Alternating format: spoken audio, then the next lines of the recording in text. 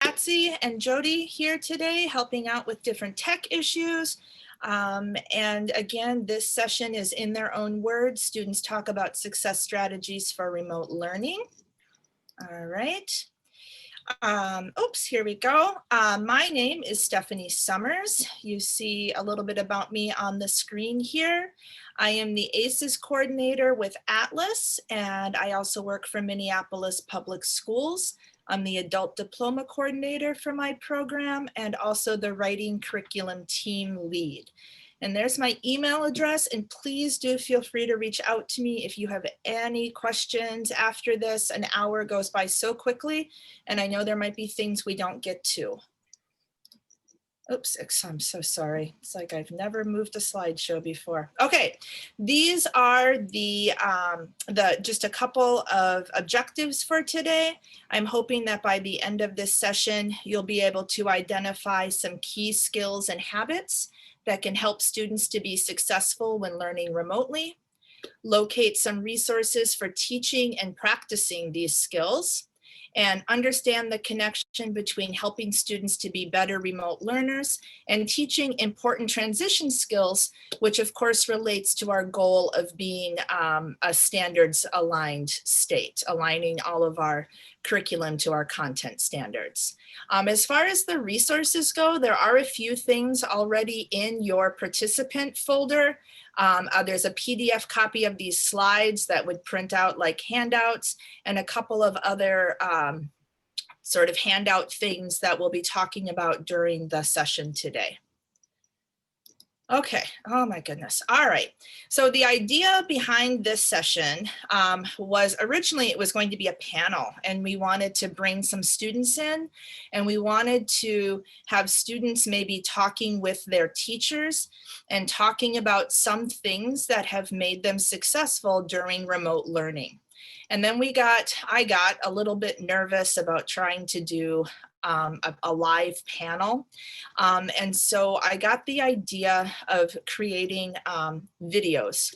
And so I reached out to some teachers I know from around the state who I've worked with before on different projects, who I know are pretty well-versed in those transition skills. And I asked them if they'd be willing to recommend some students who I could reach out to who've been doing a really noticeably good job during distance learning. So once we had kind of identified those students, I had a list of questions. I sent the questions to the students. They agreed to be interviewed, and we conducted those interviews using Microsoft Teams. So we made videos, and then the videos have been edited, and that's what you'll see during the session. Each of the videos turned out to be about 20 minutes long, and I edited them down to about 3 to 4 minutes. Okay, so here I'm going to show you, these are the questions here. So there were 6 questions I wanted to ask the students, and they basically all have some relationship to ACES TIF skills. So how have you been keeping your learning materials organized and talking about an at-home workspace? How do you organize your time? So time management with all the competing responsibilities. How are you staying connected with your teachers? And what do you do if you have a problem during remote learning? Like how are you kind of working on your own to solve those problems? What helps you to stay focused on learning while you're at home? What's been the biggest challenge and how have you coped with that? And then we ended each interview by asking what advice students would give to other learners. And again, because the videos were so long and our time is so short, they have been edited. So you might not hear each student address each of these questions, but I think they are all addressed throughout the videos kind of as a whole. Okay. And again, just in case anyone might be, oh, okay, so someone's asking what kinds of Chris, you and we could discuss that. The students were all told that they were being that the videos were going to be used in this conference today for a session I was doing, and they all granted the permission for that.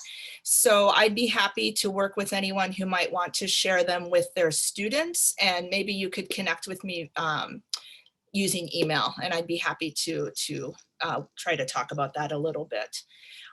So again, if anyone's new to ABE, I tried to align a lot of these questions with the TIF, our Transitions Integration Framework, especially the 3 categories you see here: self-management, learning strategies, and navigating systems. And Patsy's chatted out a link to the TIF at a glance for anyone who might not be familiar with that document. This is the document that makes up one of our 3 sets of Minnesota ABE content standards.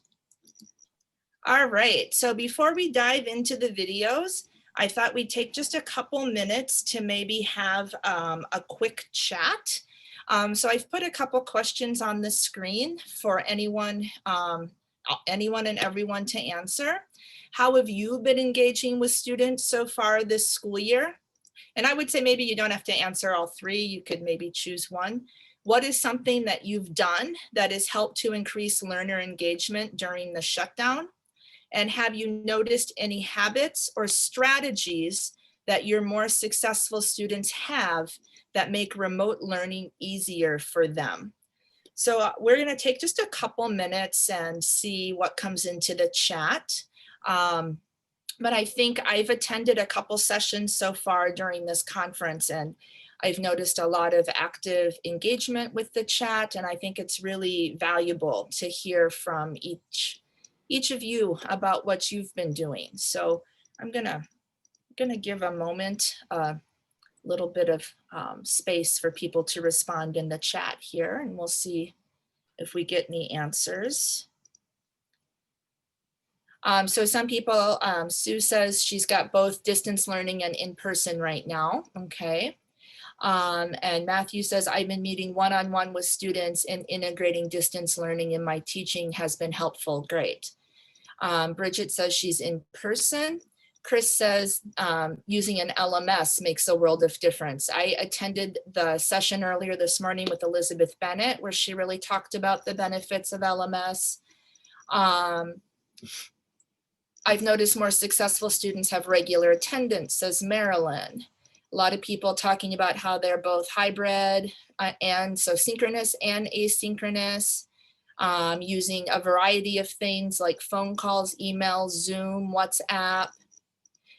Rachel Bassett. Oh, hi, Rachel. Rachel says, number 3 habit, students who reach out to me via text message, remind, etc., with specific questions about material pickup. Okay, students who self-advocate. Yeah, students who are telling you what they need. I think that's a big indicator that those students are ready to practice more of these skills. Let's see, we've got Tina saying texting versus email or phone call, live Zoom, breakout rooms. Yeah, building community, I know that's been a big discussion point. Let's see, I just saw Jean says, I meet with students and families before a new term starts because I have lowest level learners. Family support is key. It's time consuming, but it gets them off to a good start, right? So that idea of strong onboarding procedures. Use your synchronous time to practice and discuss. Everything else can be asynchronous, right? So that flipped classroom model that I know a lot of people have been trying out. Let's see, so we're using Google Meets, letting students who have children who can help them navigate, lots of other opportunity, lots of like apps and things. Dan Brusky says adding the new modes of communication, email and remind. Great, okay. So, wow, thank you so much. That was a great response in the chat. I really appreciate getting to see so much of what people have to share. Lynn says paper communication only. I've been differentiating reading materials and offering organizing strategies, like putting an X at the bottom of the page when the student has completed it. That's great. We need low tech and more tech focused ideas right now. Yeah, I have also been trying to practice note-taking strategies, Chris, and encouraging students, even like specifically calling out, this would be something you should copy down or take a picture of, right? Okay, great. So thank you so much for engaging with me on the chat there and with each other.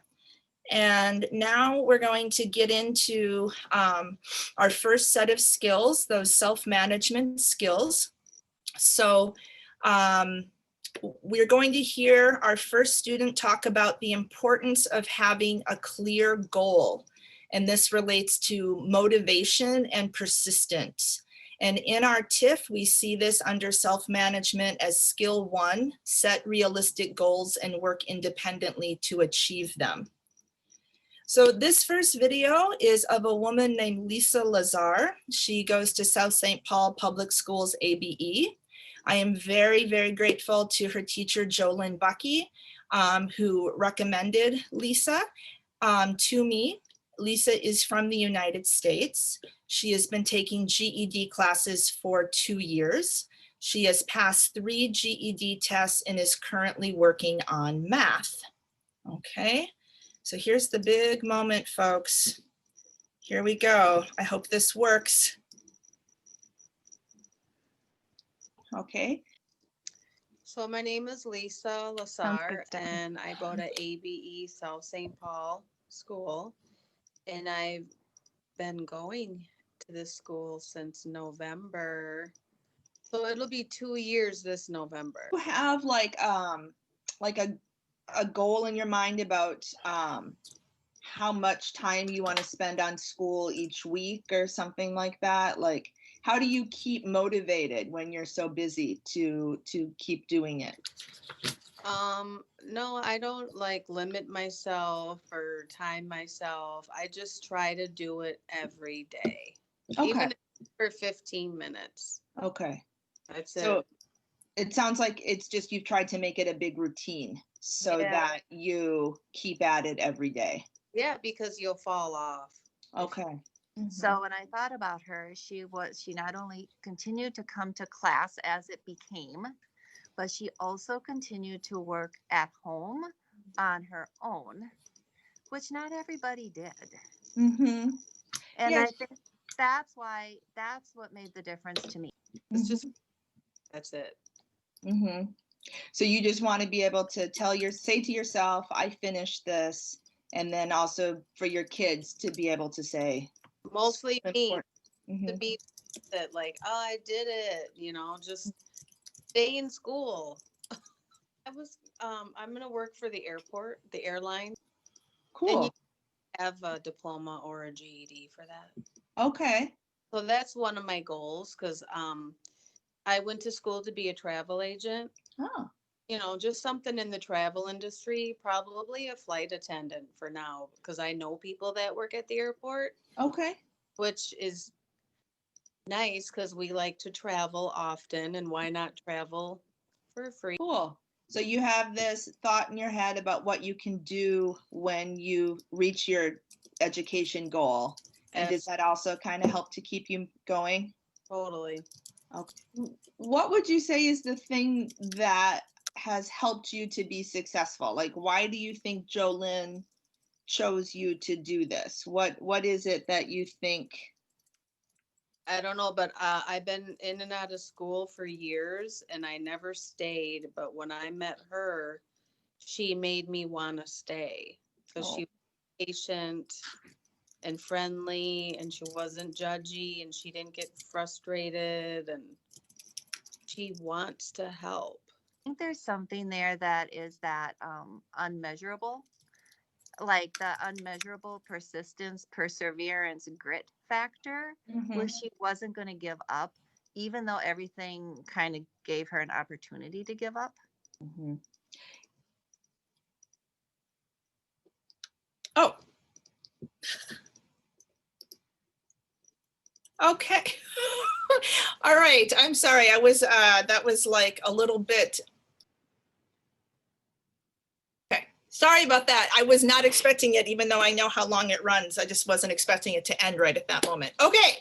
So yes, we just heard from Lisa. Hopefully you really heard her talking about how important it was for her to have her goal of working for the airlines and how that's really been helping her to stay motivated during remote learning. Okay.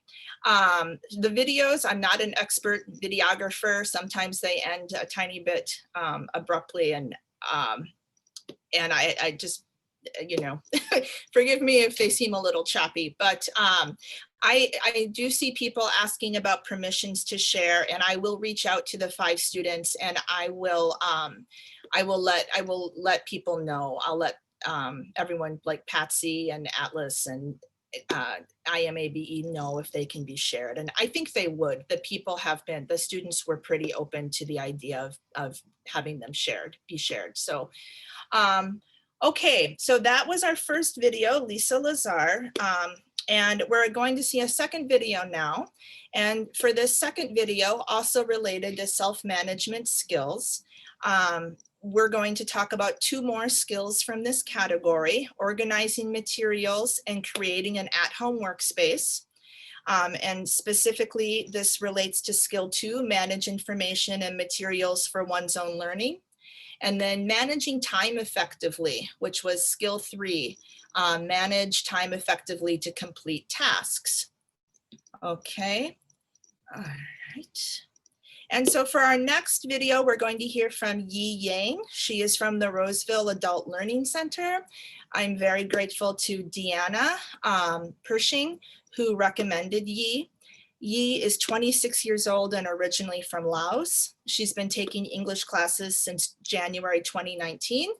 And I'm going to tell you, she is so amazing. I just fall in love more with this video every time I work with it or see it. So we're going to listen to Yi talk about how she manages having 2 young children at home and going to school. Okay, my name is Yi Yang. I came from Laos. I'm 26 years old. I am mother of 2 kids. Currently, I'm studying at Roseville Adult Learning Center, and I have been studying school since last year, January. Okay. Yeah, so it's about almost 2 years. How old are your children? My first daughter is 5 years old, and she's going to be 6 next week. Okay. Yeah, and the last one is just 2 months. Oh boy, so you have little babies. You've got little ones at home. Yes, and I'm nursing her while we have Zooming in class too. So you are nursing your daughter while you're in Zoom class. Yes. Oh my goodness, Yi. Well, what do you do if your children need you and you are in school? How do you make that work? First of all, I don't use the long headphone, you know. I use the AirPod, and then I still listen my teacher, but turn off the camera, and then I can help her in her school and feed my baby while writing.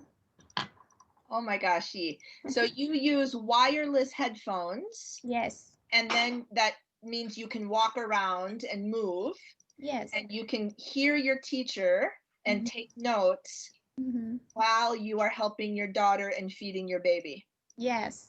Yeah, so every day I have to like list the thing that I need to do for tomorrow, so I know what to do, like what to cook, so I can organize the time. The most important thing is that when I get bored or I'm struggling, I can use the Google Translate some word that I don't know and change to different assignment, or talk to my kid, get something to eat, and then I come back, but I never give up. Okay, so then you use Google Translate to help you look up words so that you can understand. And when you understand, maybe you don't feel so bored. Yeah, that's right. Okay, and then also you said that if you need to take a little break or get something to eat, you take a break, but you come back, you don't give up. Yes. Yeah. Okay. Very important, because sometimes, you know, you read the English sentence, they read like sometimes it's a joke, but then I don't get it. I don't laugh like that. So it's so boring. And then when I go to eat something that I get back and then I get the joke. So, oh, that's really makes sense, something like that. So you give yourself some time to think. And Mhm. then maybe when you think about it, it makes more sense and you understand. That's right. Yeah. Most thing that I like to say is that I have a big dream, you know. So if I don't have a big dream, so many things distract. I would give up earlier, you know. Okay. And if like I have a chance to learn, and I would do the as much as I can, and I determined to reach my goal like that. Wow. So having this big dream that you say is something that helps you to keep, do you know the word motivated? Yeah, motivated. You say motivated like that. Can you tell us what is your big dream? Yeah, I love to be a paralegal. I Wow. want, yes, because I want to do some immigrant to help my parents to come here. So that's really my big goal. So when you are finished, like when you've learned a little more English, you want to become a paralegal and help other immigrants be able to come to the United States. Yes. Oh. Most important to be a good student is that you need to be a discipline, Mm. continue, and as persistent and resilience. I like this word. Oh, Yeah. resilience. And what you said, it sounded like what you said is what helps you to be resilient is remembering your goal. You Yeah. have this big goal, this big dream. Okay, so maybe you can see why that was such a great experience interviewing Yi. And yep, sorry, I am having a little hard time juggling my own camera, the videos, muting my audio. Sorry about that. So here we go. We're gonna talk a little bit about some of the things that we heard those students, Yi and Lisa, talk about. So some of the strategies that they are using. They are talking about plan ahead to prepare meals and snacks so that there are fewer interruptions. Oh my heavens to Betsy. Sorry, everyone. Here we go. All right. Wireless headphones allows for listening in on a class while keeping hands free for doing other things. So we heard Yi talk about how she puts in her earbuds so she can help out her children. Limiting distractions, turning off the TV, putting away the phone. And then both students talked about having a clear goal to help with persistence and motivation. And then I really, really, really liked, what she said about taking these brain breaks.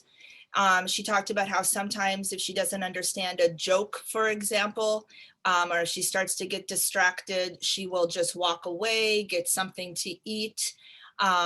So that helps her if she's feeling a little tired or frustrated. And so those are some of the examples of the self-management skills they talked about. So Mark asked, I know the focus on TIFF and learning strategies, but what was her English learning experience? I can't speak to that because I'm not her teacher. So she's been taking classes in Roseville, and I think she said she'd been coming to school for about 1.5 years. I don't know what her background is beyond that. Okay, so here's the part where we all get a chance to maybe reflect just a little bit, and you can use your chat to think about how can we help our students to develop some of the skills that Lisa and Yi talked about. Okay, so if you have ideas, I'd love to see you chat them out. A few things that I was thinking about. Helping students to make lists, for example, or other ways to stay organized. Helping students to plan ahead, maybe helping, if you give an assignment for an example, helping them to kind of break it down and plan backwards to be successful, the steps to getting to the end result. Leah says you could just show the video and then maybe use it to start some discussion. And helping students to set a clear goal is really important. And there's certainly all kinds of resources around that, from setting SMART goals to helping students to maybe journal about a goal. Sue Ann wrote, use calendars on an LMS, yep, to have them put in their own appointments. That's a great idea. And I think a lot of it is just having students talk about their own lives and experiences and how they stay organized themselves.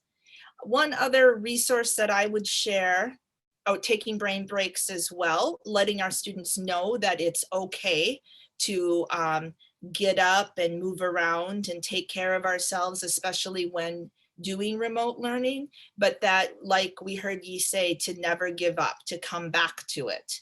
Rachel says for lower level ELLs, talking about what they already do. So she talked about using polls, asking like, who washes dishes while you listen and talk in class? Who uses Moby Max on the weekend? Who reads with their kids? That's a great idea. I really like that idea, Rachel, because I think sometimes our students don't always recognize all of the things they do every day, and kind of calling them out and using some of the language around, you know, time management, for example, is great, because then they can transfer that to like an interview situation. Someone else talked about maybe using Jamboard, which is a great idea. One resource that I've written about before and that might be something that you'd want to check out is Trello, which is an online organizing tool that allows you to make like virtual sort of to-do lists that you can share. So a student could create one and share it with a teacher, and it allows you to move things around, and it allows you to add stickers or like post-it notes and different files. So it's really a very cool interactive tool, and it's for project management, but I think there's a lot of ways we could use it with our students. All right, so that was the self-management section, okay? And now we're going to move into the next category of skills, which is learning strategy skills. So you're going to hear our next student talk about connecting with classmates. And this was so interesting and not something I anticipated hearing before I went into these interviews. So that relates to skill 3, applying appropriate strategies to compensate for and fill in gaps in knowledge. And then seeking out opportunities to practice, which relates to skill 4, articulate awareness of what helps one learn language and content. So here we are going to hear from a student named Jessica Perez. She is from Moorhead Area Public Schools. She goes to Vista Center for Education. I am very grateful to her teacher, Matt Demmer, who put me in touch with Jessica. Jessica is 34 years old and originally from Mexico, and she has been taking English classes for about 1.5 years. Well, my name is Jessica Perez. I have been in the Vista building. It's my school to learn English with Matt and Diane, and I have been there for around 1.5 years. Okay.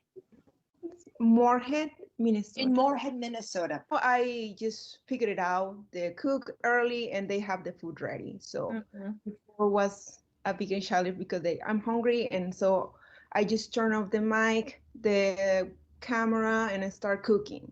And I was distracted cooking and paying attention to the teacher. Start like making food in the morning. I wake up 2 hours earlier so I can make food, and for the breakfast and for the Lunch.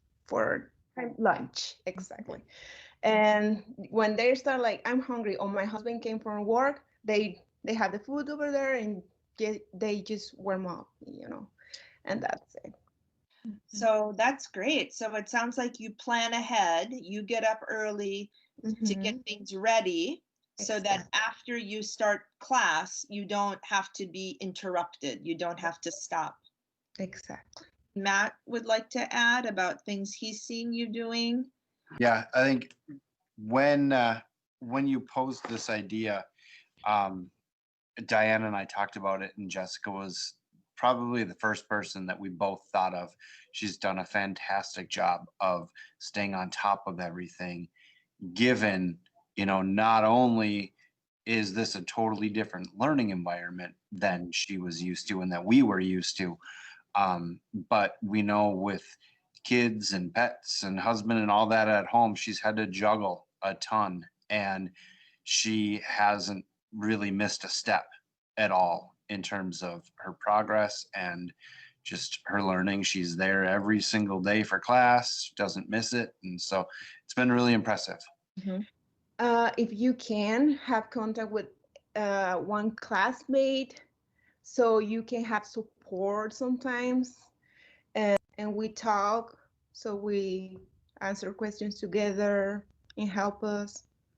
Okay, that's interesting. So you and some of your classmates have exchanged phone numbers, and now you kind of have a habit of, if you need help, you can ask them for help. Exactly, yes. Oh, that's great. And people are like helpful, they're responsive. Yes, we are. We're Oh, a small group. We are about 6 or less. And yes, we are very close. Most of us are women, so maybe that's why. okay. In my house, we speak Spanish all the time, so I don't speak more English now. That's a part that I miss, speak in English. Yes. So when I'm an online school, that's my time for speak English with my teacher, with my classmates. Yeah, I think that's such a good point, and that's this kind of an example of why I wanted to do these interviews, because I wouldn't think about how when you're at home maybe and everyone in your house speaks a, doesn't speak English, right, as their first language, how that might really cut down on the amount of English that you're using. And I think you brought up such a great point for all of us to think about as teachers, is how we can really encourage our students to use more English at home, because you're right that the having the opportunity to regularly speak English with your classmates is a big benefit. And then being at home, I'm sure that really changes. Exactly, yes. Okay, so that was Jessica Perez. That was Jessica Perez. And I've seen some good stuff in the chat here. Some great comments about just the idea of kind of trying to encourage students to have kind of like a buddy system. The idea that we thinking about things that we could do to help our students feel more connected, especially if they are feeling isolated.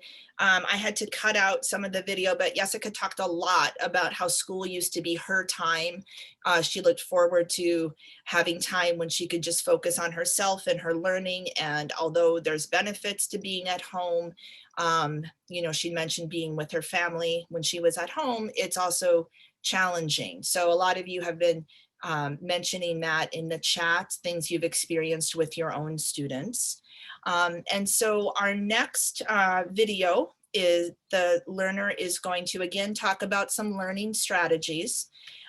Here we're going to be talking about skill 3. These are the same 2 skills, but the learners kind of talk about them in different ways. So you're going to hear our next student, whose name is Carmen, talk about how using like Google and Google Translate has been a big help to her. And then also the idea of using something that allows you to sort of individualize content for students. And in our program, and this next student does happen to be from our program, Minneapolis, we use MobyMax. And so MobyMax is an app that students can download, and then teachers can assign lessons in a wide variety of content areas. And you'll hear Carmen talk about how much she's liked MobyMax because it allows her to kind of personalize her learning. All right. And so this student, and I want to say Carmen, for our interview, she was on a phone, and I think she was also sitting in some bright sun, and there's a certain ghostly quality to the image here, but you can hear her. Her picture isn't quite as clear as some of the other students. This is Carmen Jennings. She is a Minneapolis adult education student. She was recommended by my colleague and friend, Heather Turngren. Carmen is 38 years old, and she's originally from Ecuador. And while some of the other students we've heard from are relatively new to, taking classes, Carmen has been going to our program on and off for 12 years. She started around 2007, and she'll, I think, at some point in the interview, I'm not sure if it made the final cut, she talks about how sometimes she's had to take time off to work, but she's a student who always comes back when she has time. And so here we are going to hear from Carmen. Yes, my name is Carmen, and I am from Ecuador, and I have been in the school. I started in 2007, and sometimes I have to work, so sometimes I have to decide work and study. So I'm still keeping in the school trying to learn English. Okay, so you've been coming to school for about 12 years, but sometimes you've had to work. Yes. And so then you couldn't always study, right? Yes. Yeah. First was hard to be now with the teacher in the class. It's feel more comfortable with the teacher being in a class. Was for me new to use the using the conference room, and was kind of new, like, oh, I don't want to be like that. And then later I accepted. I said, oh no, now I enjoy it. I save my time. I'm at home and I like it. Now I enjoy it. Okay. I just trying to do best I can. Like I use a translator, the words, the vocabulary I don't understand. I do try to do the best I can by independent, and I find out what is in the question, and I figure out by myself. Okay, so that's interesting. So you're saying if you have questions, you don't necessarily ask your teacher, like you don't rely on them. You use other tools, like you use Google or you use Translate. Yes. Okay. Yes. Okay. Did anyone have to teach you how to use those tools, or did you learn how to use them by yourself? No, the teacher gave the help. We can translate on the different page. We can translate the word. Sometimes we don't understand as a new word because before we never see that word. But the translate can help us when the teacher is not with us. So then I use the tool the teacher gives to me. Okay. Yes. So your teacher explained to you, like if you don't understand something at home, you can use this translator tool, and that will help you. Yes. Yes. Okay. Only if it's really hard and I don't understand after I use my translator, then yes, I go and ask from the teacher in the class when we have a conference. If it's just a few, it's not hard to understand, I use just translator. Okay, so some people who watch this interview, they might not know what MobyMax is. So how would you describe MobyMax? MobyMax is you can put your username and your name, and you're getting a different page. And you have a lot of stuff there, like reading, math, things that the people can enjoy it. People are different, students are different, they can enjoy different things. And if they need for something they want to learn, they can text to the teacher, and the teacher can put in a MobyMax, like science, history, how can be a citizenship, the history about the United States, how the government works. So it's a lot of good stuff there. So it kind of, something you just said is if you want to learn about the government or about science, so it's kind of like personal to what you want to learn, you can tell your teacher and your teacher can put it in MobyMax. Yes, and I enjoy that. I enjoy a lot. And I go deep for hours to spend my time trying to enjoy what I like to learn. And I did. Okay, so there's some very great comments. There's a lot of great activity in the chat. Chris Class has been talking about how she has used Google Translate to help her native English speakers learn how to pronounce some of the vocabulary they're learning in their science class, so some of that more academic vocabulary. And Benjamin says you can also use Google's pronunciation feature to get a diagram of lip movements. I've never heard of that, but that sounds super interesting. So to kind of recap some of the things we've heard these two students talking about, you heard Jessica talking about how it's been very valuable for her to be able to connect with some of her classmates outside of class. She talked about how they have each other's phone numbers, and if they have questions, they often contact each other to work on problems. Also, I think something we could be doing to help our students is helping them think of ways to practice English, or if they are native English speakers, other skills while they're at home. Because as Jessica pointed out, when you're not in the classroom, you're not getting to have the kind of practice that you would inside of school. And then teaching students to use tools like both regular Google for finding information and Google Translate to make them more independent or learners, I'm sorry. I attended one of the sessions yesterday where Adam Kiefer from the Hub Center talked about how he teaches his students to use he teaches them to use that phrase in Google as a search, like how to join a class on my iPhone, for example, something very specific, or maybe how to join a Zoom meeting on my iPhone. And so just specifically teaching that search terminology can really be powerful, I think, when learners are trying to troubleshoot or figure things out at home. And then providing a method for differentiating learning and independent or personalized study, which is what you heard Carmen talking about with MobyMax, and how she really loves going into all the different content there. And she's even used some of it to help her study for the citizenship test. And Lorna says she is excited to learn more about MobyMax, and I think that's wonderful. So let's just kind of go over, and now is you can keep using the chat if you have ideas about how you can help your learners develop some of these learning strategy skills like what we've been seeing here. So one might be having a support network, figuring out or encouraging ways to have students work together, maybe both in and outside of class. Looking for opportunities to practice skills, maybe giving students a challenge each week to try to practice English in different contexts, for example. I used to have my students keep a vocabulary notebook, and I called it the word on the street. And they had to come into class each week and share one word they heard out in the world that they weren't 100% sure what it meant. And then we would work on figuring out what it meant and things like that. And then learning how to best use online tools and resources. And I know that's been a big focus of this conference, teaching digital literacy skills to our learners, but teaching them and encouraging them to use things like Google Translate, or how to do a proper Google search to help them solve issues that might come up with their learning or access to class. And I wanted to match up one resource here.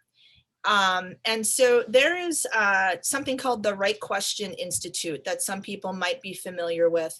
And they do a lot of work around helping students, adults, become better questioners. And so their question formulation technique is a thing that you could practice with your students. And it's all about helping learners be able to ask questions that elicit the best possible answers. And their whole framework is around helping students to be more actively engaged in their communities and actually in our democracy. And so this might be, they've got a lot of resources on their website, and this could be something that you might find interesting. And I'll read out one comment from the chat from Xavier. who says, regarding connecting with classmates, that reminds me of an interesting case study from Sarah Young Knowles, just published, that shows some positive benefits to inviting students to reflect in their first language about learning. For instance, after doing a reading, ask students questions like, how did you complete the activity? What was easy or difficult? What could help you do this activity better? And then having students maybe do this in a breakout room. And then he mentioned the name of the case study there, Translingual Practices in an Adult Literacy Class in the US. That looks great. And then Chris says she's got students who are practicing for their GED and have successful strategies. And then they've offered to help classmates get to know some of the platforms we're using and even posted links. That's actually a great lead into our last video here. We're going to hear from a native born learner who talks a lot about troubleshooting. And so I've matched this up with the navigating systems section from the TIFE, that category. Skill 1, seek information or assistance appropriately from others in order to successfully navigate specific systems. So she's going to talk about understanding basic troubleshooting here. This student's name is Mary Rose. She's from Minneapolis Adult Education again. She was recommended by my colleague Jethra Kapp. Mary Rose is 21 years old and she is from the United States. She's been taking GED classes since February of 2020. She's passed 3 GED tests and is currently working on math. For joining me this afternoon. Can you introduce yourself and say your name and where you go to school? Hi, my name is Mary Rose. I've been going to school at it's on Lake Street, and I started going in mid-February of this year. Honestly, for me personally, I haven't had any challenges because I've been doing remote learning since I was pretty young. What have you noticed people tend to struggle with, and how do you help them? And so you have to like walk people through where to find the mic button and mute that so that you can keep on listening when you're not talking without completely disrupting the audio for everyone else. Mm-hmm. Yeah, I've noticed that too. So it sounds like a lot of what you're saying has to do with teaching people how to use the tools in Schoology, like the mute function, the refresh function. Yeah. Okay. There's also like a little bit more troubleshooting, like if something goes wrong and refreshing or closing and reopening the web page doesn't work, you have to like get in and like delete your cache, clear your cache to help the computer realize it needs to reload this thing and then load it properly the next time. What are some things that teachers can do to make it easier for students? Like, what do you think would help, especially students on a phone, to make it easier for them to follow along during a lesson and keep up with, the different aspects and features? Can you think of anything that you think would be helpful? A lot of helping the other students is going to be based on just being aware of what problems can happen and how to deal with them. And because there are going to be new problems that happen, you're just not going to be prepared for every problem. One thing that would probably help is to be able to actually read every single thing aloud carefully, like let people know I'm about to read this aloud, get your notebook ready to write it out, and then slowly read it out loud. And then probably also, if you're aware that anyone is having audio issues, to put it in chat or ask one of the other students to put it in chat for you as well, so that people who can hear but not see can get it, and people who can see but not hear. I think that's the only thing I can really think of, because like I said, part of it is just being aware of what goes wrong so you can help the students troubleshoot in order to keep participating. And part of it is just knowing like where the failures are in order to compensate for that if there's a failure that can't be corrected. What do you think people should do if they, let's say someone is a new user, for example, and things are just really unfamiliar? What can they do to kind of be able to troubleshoot more independently? So the important first steps to always recognize are refreshing your window, closing your browser and opening a new browser window, and clearing your cache. Okay. A final step, if none of that works, would be to even restart your computer. And then after that, things are a lot more complicated and none of that helped you. Okay. So a teacher might just sort of directly teach those like 4 troubleshooting ideas to students so that they were able to try them on their own if they're having. Yeah. All right, so we just heard from the very tech-savvy Mary Rose some ideas for helping learners work through some basic troubleshooting. And so in this section, I think the ways to personalize learning, that might have been from part of her video that ended up being cut out, but we did hear like Carmen talk about that. She did talk about how it helps, and I've heard a lot of presenters during this conference talk about how important it is to know how whatever you're sharing or whatever your lesson is, how that's going to look on different devices. So trying it out maybe on a phone, on a tablet, and just understanding how apps or platforms you might be using work in different ways. And then to teach basic troubleshooting, that was kind of her big takeaway. And so I found an interesting website with a blog post here. And it's some advice for teaching some basic troubleshooting. And what I liked about the website is she gives these tips, and the tips are similar to what you heard Mary Rose talking about. But she has some slides and a video that she gives permission for you to link to from the blog post so that you could talk about this with your learners and maybe talk about them kind of like what Rachel said earlier, maybe asking, you know, how comfortable are you doing this? What do you know about doing that? And just kind of having that conversation, teaching some of the vocabulary even around basic troubleshooting, I think is really important. And so this could be something that you could use in class. Sorry, I went the wrong way. And actually, another thing that I decided to add after a session that I attended yesterday was North Star Digital Literacy has a sample agenda for teaching digital literacy skills. And I don't have it, I didn't make it onto a slide I'm seeing, but it is the document, I believe, is in your participant folder. And so it kind of goes through some ways to talk with students about things like muting your microphone, for example, and things like that. So that's from North Star, our local experts on all things digital literacy. Okay, so we're getting close to the end of our time, and we're once again just going to maybe close with a chat. Is there anything that you folks might want to share out, something that you've heard one of these wonderful students talk about that you might try with your students, maybe encouraging them to create a student contact list, maybe developing some sort of a lesson where they got an opportunity to use Google or Google Translate. I'd love to see your thoughts in the chat. And Patsy just reassured me that, yes, I did remember to put the document in the participant resource folder. And so Emily says, keep your goal in mind and look at it every day. I think that's great. The message about community in the classroom is especially striking for me.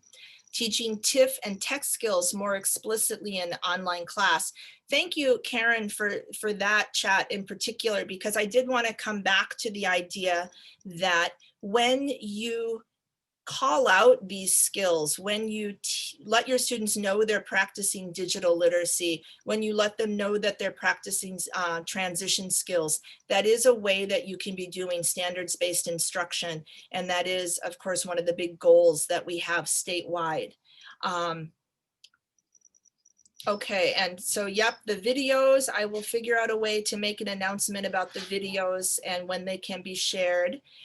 Jamie says build in more break time during class and giving students a chance to reflect on ways they can give themselves breaks. That's a great idea. explicitly teach vocabulary and processes.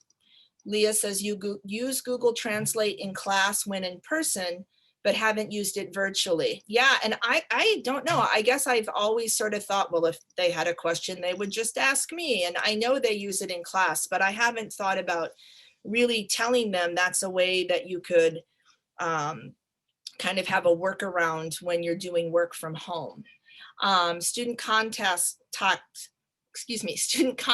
list, and the idea of having students jot down a word. Yep. Encourage relationship building. Students can share phone numbers if they found a friend. I think that's a great idea. Okay, great. Reviewing the Zoom buttons, yes. One thing I once did, Lisa, was I had my students put together kind of a cheat sheet for how to, it was the steps for opening and renaming a new Google Doc. And so they worked in groups, they put together this sheet, and then we kept that sheet. And then in the future, when new students joined our class, they could refer to that sheet to help them get up to speed with using Google Docs. So something like that might be a cool thing to do. As far as explicitly teaching like the Zoom buttons goes. Students need to realize that they are using these skills more often, but don't have a name. Yeah, I really think that's important, Laura, because when you go to an interview and you have to talk about a time you use critical thinking or a time you solved a problem, I think we need to give our students practice with doing that. Voice typing, Colleen says, yeah, like text to voice type stuff. That's a great tool. Okay, all right, so I'm going to leave you with something. I actually just found this today. This is my brain break to you. And so I'm hoping Patsy can chat out this last link. We don't have to watch it now, but if you have a minute before your next session, I encourage you to watch this video where the cast of Schitt's Creek gives a thank you to teachers. And I guess it's not exactly a new video, but it's really fun. And it reminded me of how hard we're working right now to help our students during these difficult times. And if you need a laugh during your lunch break, it would be great to watch this. So thank you all for being here. Again, I will figure out a way to let everyone know, maybe using the newsletter when the videos are available. So thank you. Great, thank you, Stephanie. I'll pause the recording if people want to hang out and have questions, or if you want to start that video, I imagine people would stick around to watch it. So you want me to? All right. Is it appropriate? I don't know. It's not inappropriate. No, it's not inappropriate. Let's see if this works. Is it not sure it's going to work for me because I didn't embed it, but well, if not, yeah. People have it in their chat. Yeah, then. People have it in the chat. So all right. All right. Thank you so much. Okay. I'll put it in there one more time. Your next session, everybody, begins at 12:45, so you have a half hour to enjoy some lunch and sunshine. Sorry we can't cater directly to your location as we normally can when we're together, but thank you again to Stephanie for all the hard work putting the session together, and we'll see you in half an hour. Thank you.